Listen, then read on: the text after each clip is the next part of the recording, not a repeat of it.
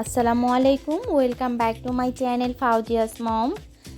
আজকে ফাউজিয়াস মম আমার আজকের রেসিপি ফুলকপির রোস্ট বা ফুলকপির কোরমা, যেটাই বলেন না কেন, ফুলকপির রেজালা। আজকে আমি সেটাই নিয়ে এসেছি। আর একদম ঘরোয়া উপকরণে, ঘরোয়া মশলায় আমি এটা খুব সহজভাবে দেখানোর চেষ্টা করেছি। আশা করছি আপনাদের সবার খুব ভালো লাগবে। তো দেখতে থাকুন, টেনে টেনে দেখবেন না, তাহলে কিন্তু অনেক কিছু মিস করে যেতে পারেন। তো শীতকালে প্রচুর ফুলকপি পাওয়া যায়, সেই ফুলকপি দিয়ে একবার এভাবে কোরমাটা ট্রাই করে দেখতে পারেন।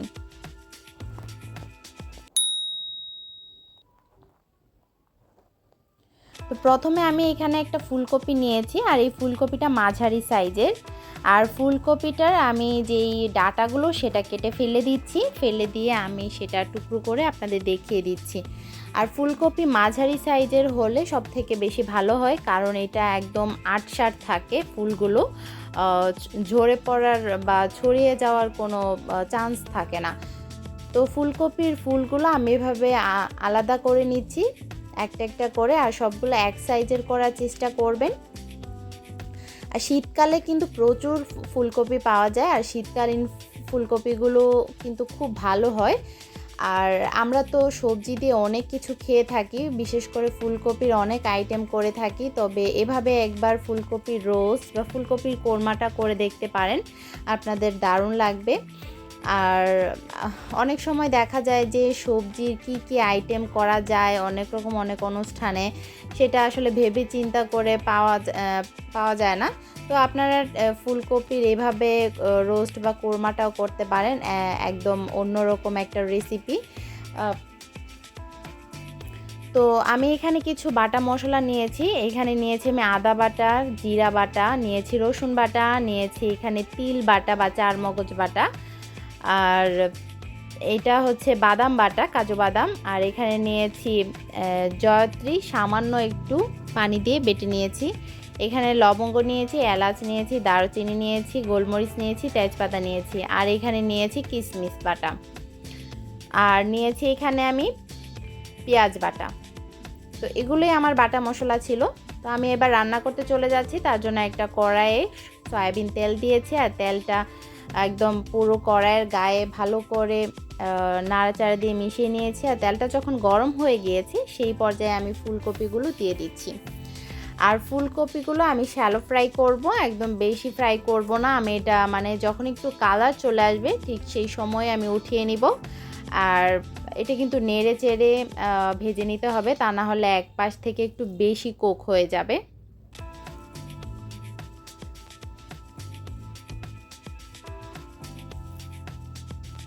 এখনও পর্যন্ত যারা আমার এই চ্যানেলটিকে সাবস্ক্রাইব করেননি, প্লিজ সাবস্ক্রাইব করে আমার চ্যানেলটির পাশে থাকবেন, আমার চ্যানেলটিকে সাপোর্ট করবেন আশা করছি। পাশে থাকা বেল আইকনটি ক্লিক করে দিবেন, এতে করে নতুন নতুন রেসিপিগুলো আপলোড হওয়ার সাথে সাথে আপনারা নোটিফিকেশন পেয়ে যাবেন।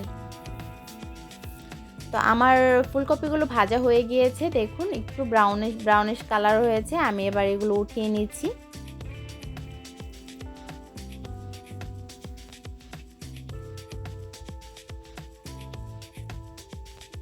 আপনারা চাইলে 2 বারে ভাজতে পারেন বা 3 বারেও ভাজতে পারেন।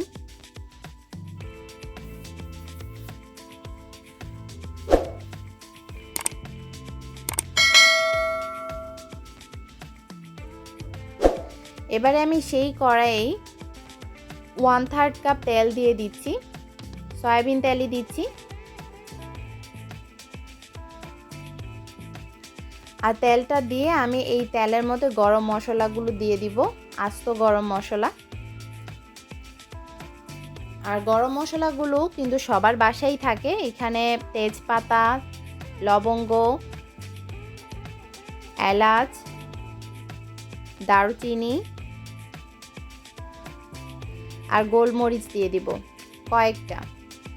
তবে গোলমরিচটা আপনারা না চাইলে নাও দিতে পারেন, কোনো সমস্যা নেই।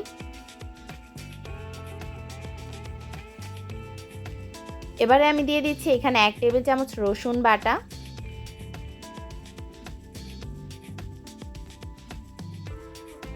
দিয়ে দিচ্ছি 1 টেবিল চামচ আদা বাটা। এবার আদা রসুনটাকে একটু ভেজে নিচ্ছি, একটু নেড়ে চেড়ে দিচ্ছি। এবার দিয়ে দিচ্ছি এখানে 1 টেবিল চামচ জিরা বাটা,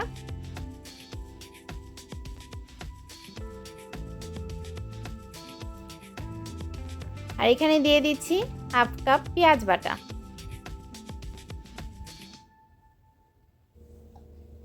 এখানে দিয়ে দিচ্ছি 1 চা চামচ ধনিয়া গুঁড়া,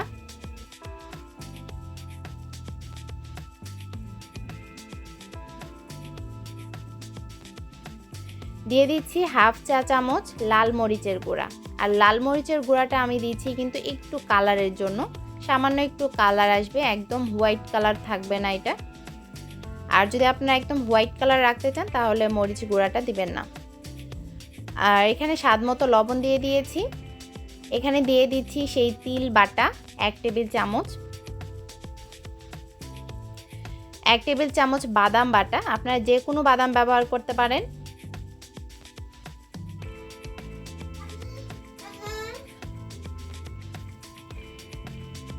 দিয়ে দিচ্ছি আমি এখানে কিশমিশ বাটা 1 টেবিল চামচ,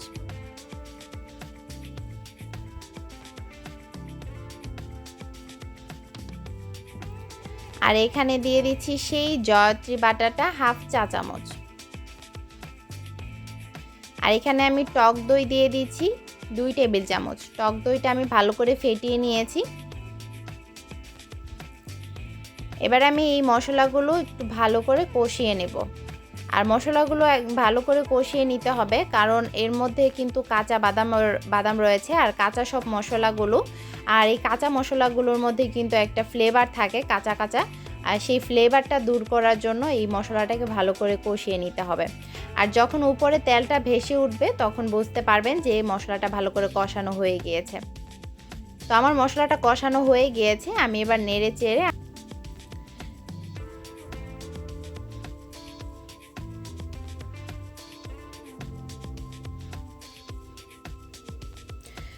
আমি এখানে 1 কাপ লিকুইড দুধ ব্যবহার করছি।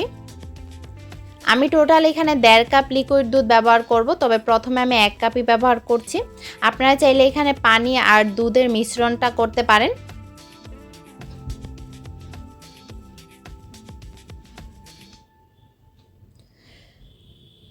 আর এই 1.5 কাপ দুধে যদি আপনাদের ফুলকপিটা ভালো করে সেদ্ধ না হয় তাহলে আপনারা কিন্তু আরও 1/2 কাপ পানি অ্যাড করে নিতে পারেন।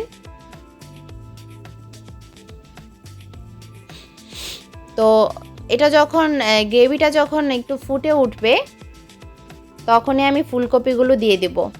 আমি কিন্তু এটা কিন্তু শুকাবো না, আমি গ্রেভিটা যখন একটু ফুটে উঠবে ঠিক সেই সময় কিন্তু ফুলকপিটা দিয়ে দিয়েছি। আর ফুলকপিটা দিয়ে আমি ভালো করে মিশিয়ে নিয়ে তারপর ঢাকা দিয়ে দিব, আর চুলার আঁচটা একদম লো করে দিব। এতে করে ফুলকপির গা থেকে কিছুটা পানি ছেড়ে দিবে আর ফুলকপিটা খুব ভালো করে কুক হয়ে যাবে।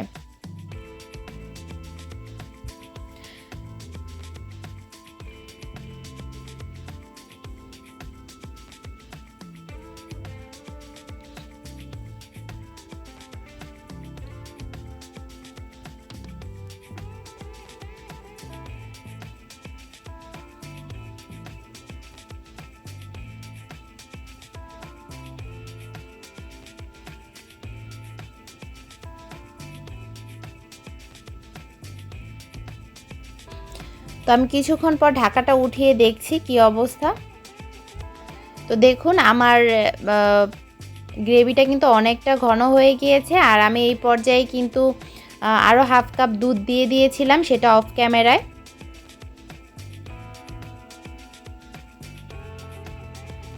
আর অনেকটা পানিও ছেড়ে দিয়েছে দেখুন, আর এটা থেকে কিন্তু খুব ভালো করে কুক হয়ে যাবে।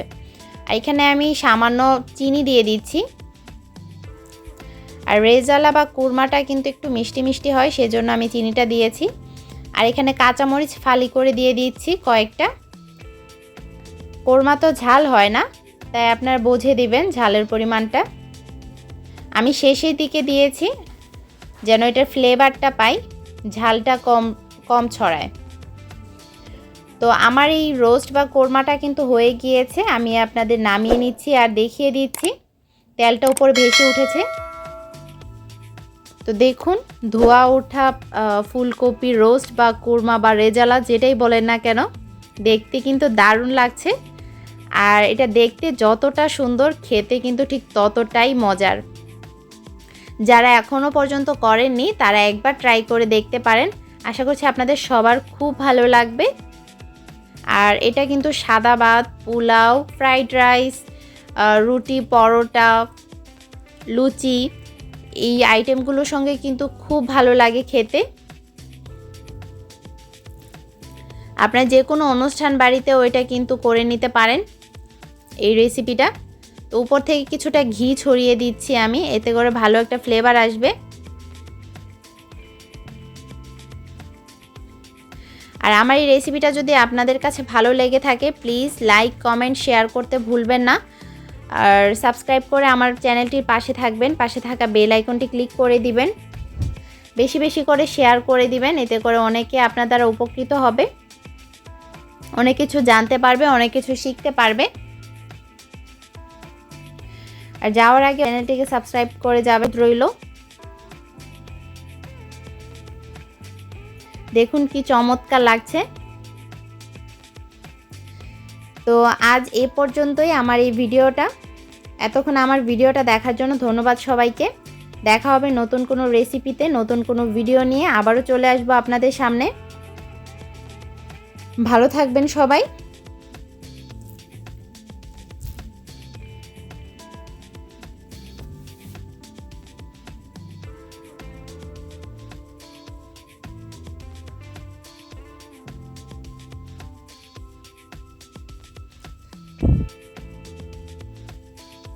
আল্লাহ হাফেজ। আবারও সবাইকে আসসালামু আলাইকুম।